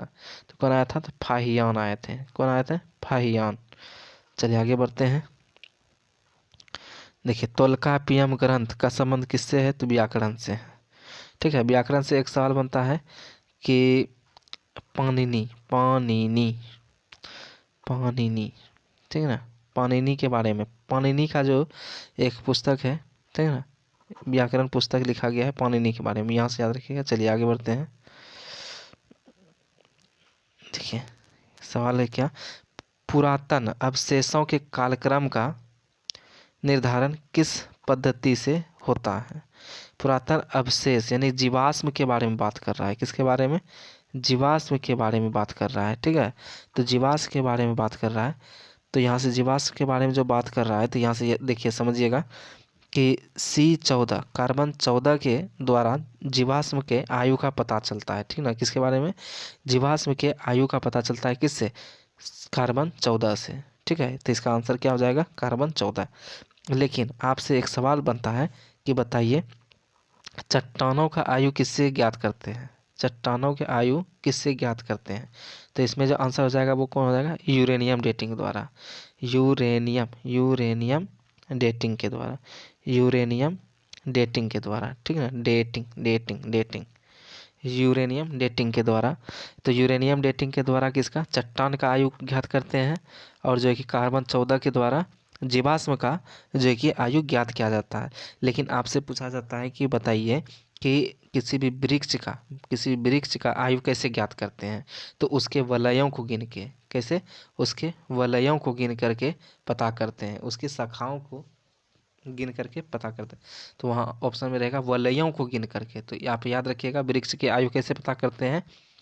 वलयों की गिनती करके। ठीक ना, उसके बाद देखिए, सम्राट अशोक महान जिसने 40 वर्षों तक भारत में राज किया, की राजधानी का उस समय नाम था, क्या था नाम? ठीक है, जिस समय अशोक ने शासन करा था, नाम क्या था उसका? तो पाटलिपुत्र था। चलिए इसके बाद, प्राचीन नगर तक्षशिला निम्नलिखित में से किसके बीच में स्थित है? तो सिंधु और झेलम हो जाएगा। कौन हो जाएगा? सिंधु और झेलम हो जाएगा। ठीक है, सिंधु और झेलम हो जाएगा। भारत का सबसे प्राचीन जो विद्यालय है वो कौन सा है? तक्षशिला ही है। इसी जो है कि तक्षशिला में, इसी तक्षशिला विश्वविद्यालय में जो है कि कौन किए थे? चाणक्य जो है कि अध्ययन किए थे। कौन किए थे? चाणक्य जो है कि अध्ययन किए थे, चाणक्य। ठीक है, कौन किए थे? चाणक्य किए थे। और इसके बाद इसके जो है कि निर्माणकर्ता कौन थे? राजा तक्ष थे। कौन थे? राजा राजा राजा राजा तक्ष थे।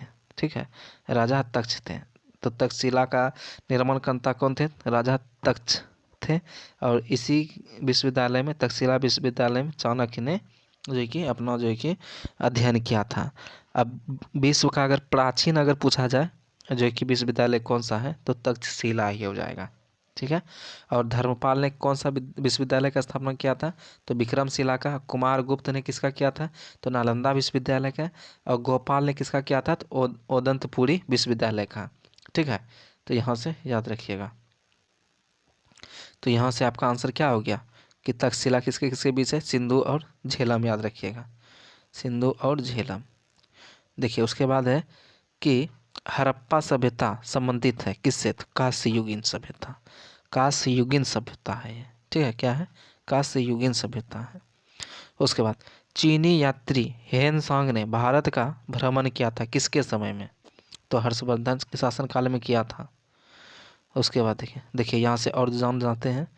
देखिए चंद्रगुप्त द्वितीय के शासनकाल में कौन आया था? तो फाहियान आए थे, ठीक है ना। सी यूकी का रचना किया था इसने। और चंद्रगुप्त मौर्य के दरबार में मेगास्थनीज इंडिका पुस्तक। देखिए कलहन का राज तरंगनी है, क्या है? कश्मीर का इतिहास का वर्णन करता है। ये क्या करता है? कश्मीर का इतिहास का वर्णन करता है। सारनाथ नाथ स्तूप कहाँ पे स्थित है? सारनाथ स्तूप कहाँ पे स्थित है? कहाँ पे है? तो वाराणसी में। सारनाथ स्तूप कहाँ पे है? तो वाराणसी में।